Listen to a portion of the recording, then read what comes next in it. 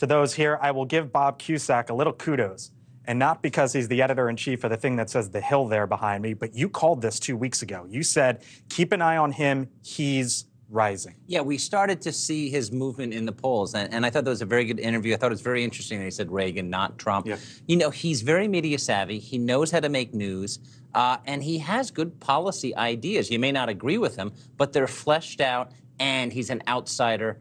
Listen, this is an impressive candidate. Fleshed out. I just want to be clear. He's essentially, with Ukraine, he said that he's going to be able to give Ukraine's territory to Russia. I mean, on this, like, shut down the FBI. I know he was in high school during 9/11, but I'm concerned with what DeSantis is saying about the FBI, decentralizing the FBI. Shutting it down would have real consequences on Americans. And the Hunter Biden laptop led to January 6th. Look, I know he's got Peter Thiel money. He can probably do well in the Republican primary.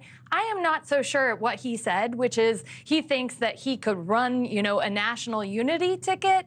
I'm afraid these kinds of policy positions are not that.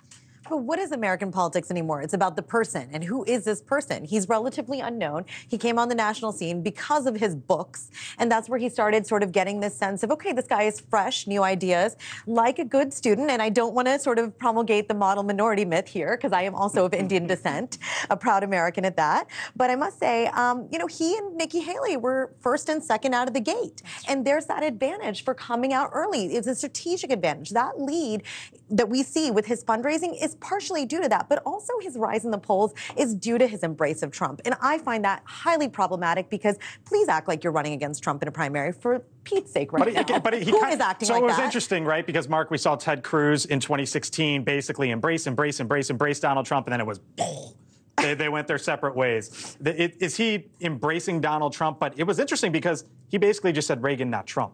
Well, I think, look, this is all going to come down to, you can look at that, you can look at everybody in that list right now. They're all running on Trump policies, but not being Trump. That's their only lane, because people like Trump policies. They like the results, especially when you compare them to what we've got going on right now. It's a mess. So now you get all the things you liked about Trump in terms of the policy. You also get a business-savvy person, someone who knows how to get things done, not government establishment, run it like a business, even though it's not a business, it's a behemoth. But he brings all of those Trump kinds of things without all of the things that people don't necessarily like. Endangers Americans. He endangers Americans. I'm sorry. He ran a company, and I give him credit, actually. He pushed through some drugs that were on the shelves, but he did it by challenging the FDA. And essentially, you know, he said already he's going to strip the FDA. That is protecting Americans. And so you have to have some experience in government, I think, and I actually have talked to many people who are in government who are going, you have to have some experience before you come on the national stage. He reminds me a bit of Andrew Yang without the math lapel. That's true. You know, let's draw that parallel. The other big headline of the day.